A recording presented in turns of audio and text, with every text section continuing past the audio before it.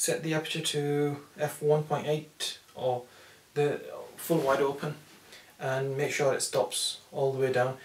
In this case it's 1.8, 2.8, 4 and so on all the way to 22.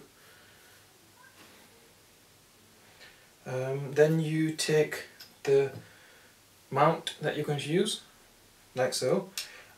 Measure, get your distance right.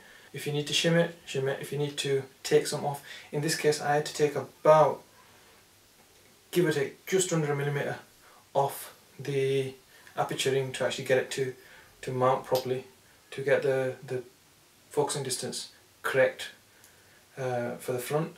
And then I had to grind just a tiny bit off the armature that I made in order to get it to seat properly so it doesn't scrape when it's being turned. So the aperture dial rotates freely like this, all the way from wide open all the way to f22,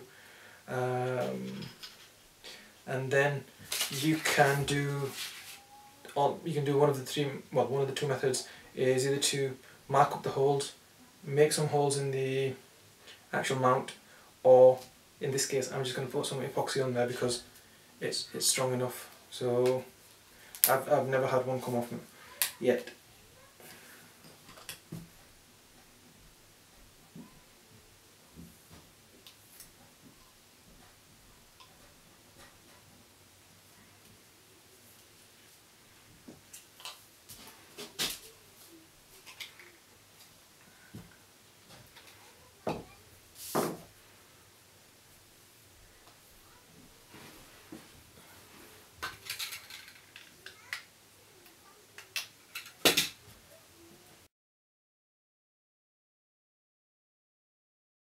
Now you need to mark where exactly you want the mount to fit on the lens.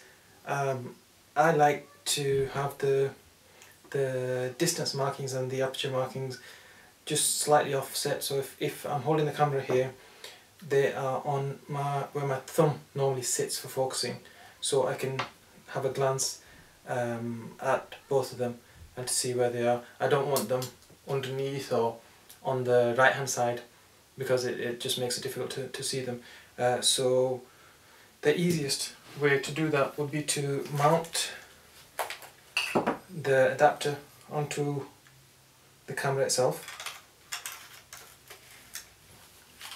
and then have a look at where you want to mount the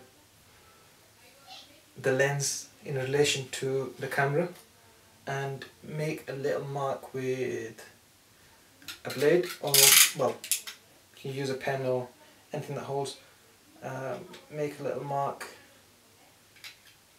like so, and it's where the 2 is on where the writing is for the M42.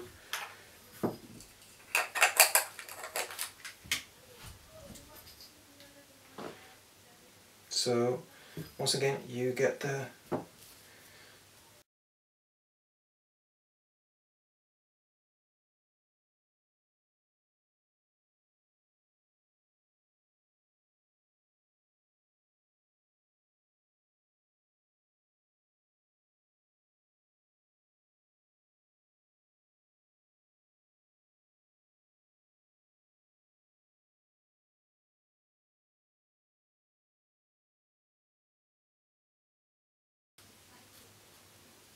and there you go.